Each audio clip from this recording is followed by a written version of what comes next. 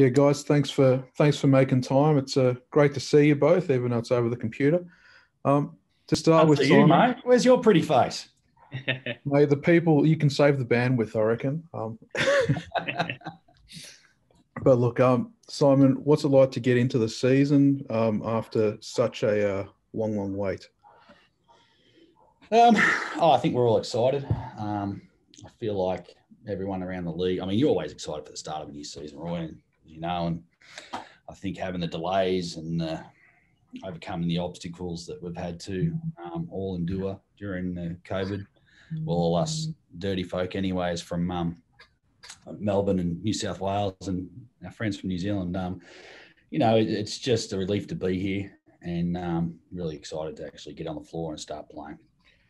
Just on Devon, what's the situation with him? How do you expect to have him back pretty soon, or is it sort of might you be without him for a little bit? I'm going to be without him for a little bit. Unfortunately, Devon was on the fateful flight on November 25th from Qatar, where there was an Omicron case.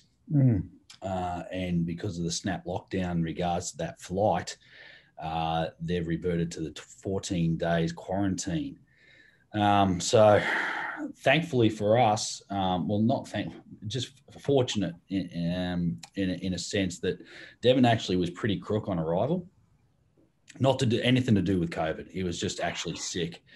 And all the travel and all that, he suffered fatigue, and then he actually wore himself down and felt sick. And so he hasn't been around our group yet. So he's gone from where he was at to arriving to doing a couple of press things and then going into lockdown for his 14 days. But he's had his tests and he's good, but we've just got to wait out the 14 days. Oh, so he still has to do the full period, even though he's. Okay, that's a shame. For the game this weekend for New Zealand, how do you try and assess them when they've only had a couple of preseason games? They've had all these outs. It seems like it's a hard scout to begin a season with a team that's had that disruption. Yeah. I think there's going to be an element of everybody this year just sort of feeling each other out for the first few rounds. Maybe even a little bit less attention paid to your opponent and more to yourselves about just trying to get yourself in order. I think everyone's sort of preseason's been disrupted around the league. I mean, ours certainly, we've had players in and out and guys not yet take the floor with us. And New Zealand have had their in and outs with some COVID scares and some COVID cases. And we've had those as well. And Perth, I think, maybe know each other by name by now, maybe not. It's just like across the league, you see these sort of disruptions. And, I think there's going to be a bit of a feeling out stage in the way the season progresses. And that's not unusual for a season. With New Zealand, they're going to come in and be a very, very good half-court executing team.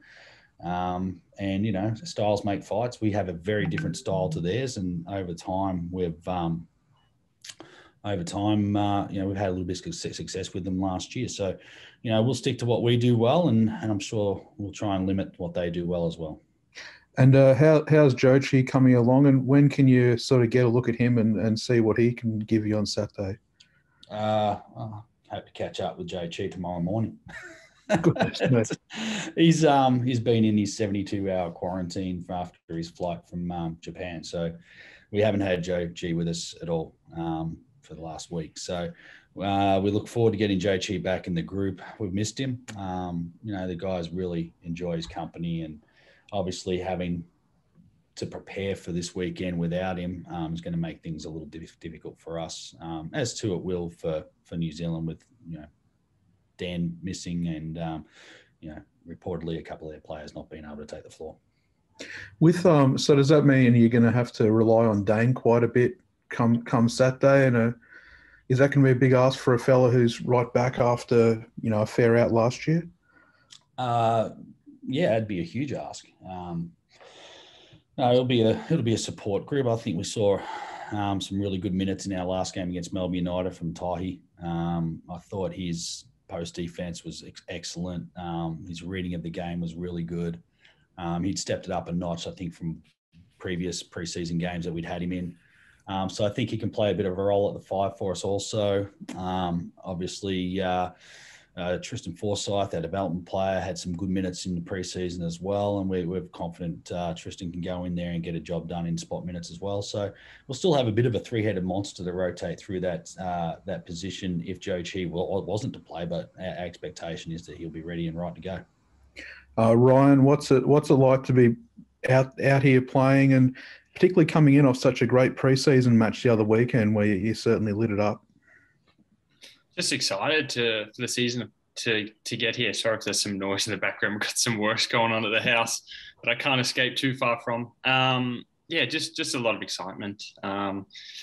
Just feel good in myself and in the team, and obviously we're gearing up to put our best foot forward come Saturday or tomorrow now. And it's just the boys have been putting in good work over the preseason. Yes, there's been guys coming in and out, and it hasn't been as fluid as we would have liked. But we're lucky that we have such a deep roster that we're able to spread the load around, and I think that's going to be a big strength for us going forward. What's it meant for your confidence to really have a game like the other week where the guys were looking for you, got you involved, particularly in that fourth quarter? It looked like your fit with the team, your feel with the guys has gone up instrumentally since last year. Yeah, I think it's on everybody's part. A little bit more time together. A full preseason for me personally has really helped with my conditioning and just level of comfort and familiarity with everybody.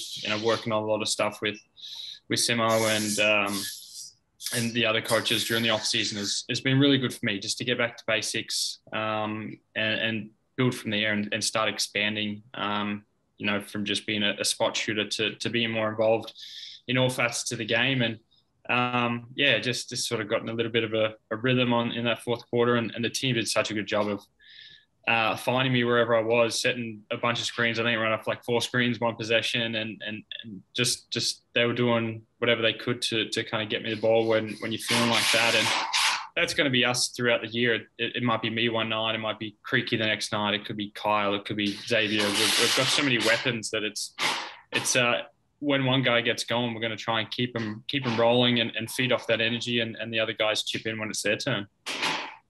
How's the team changed up from last year? Particularly, what sort of impact has Xavier sort of made on the group? And does he give you much of a subtle change with what he brings you? Yeah, he's been great so far. He's got his legs under him after a few weeks. Obviously, it's always tough coming off the plane and the quarantining and all that situation, but he's got his legs under him really well now. And his size and length at the point guard position opens up a lot of things for us. He's able to get into the paint at will, and he's big enough where he can find people or he can finish over bigger defenders, shoots the ball really well, and defensively very versatile, again, with his size and length. So both ends of the floor is going to be real key for us and a real barometer for us. Simon, just one on watching Ryan light up last weekend. What was that like for you after, watching his whole journey the past 12 months or whatever? And how much of a boost is that for the group to just watch him light up? Okay. I was wrapped for him. Always get a kick out of watching a shooter shoot, and they don't come much better than Rowdy. And no, just as much as him getting off, I really loved his teammates taking the initiative to go and find him. Like, there was no directive from the bench that required, hey, let's go find Rowdy. He's hot. The blokes were just dead, set on finding him and doing what they could to free him up, and they did the job. And even some of the fortuitous plays, offensive rebound, kick out, those sorts of things. That's not by chance. They are looking for him. So, yeah, it was really fun. And obviously it had a huge element on determinant on the game as well. He gets those points, and all of a sudden we go from 5 down to 5 up and in a short amount of time. And that's what, players like Rowdy can do. There's not too many of them around the league that can sort of swing a game so quickly and so ferociously in such a short amount of time. And that's what makes him special. One of the things that makes him special.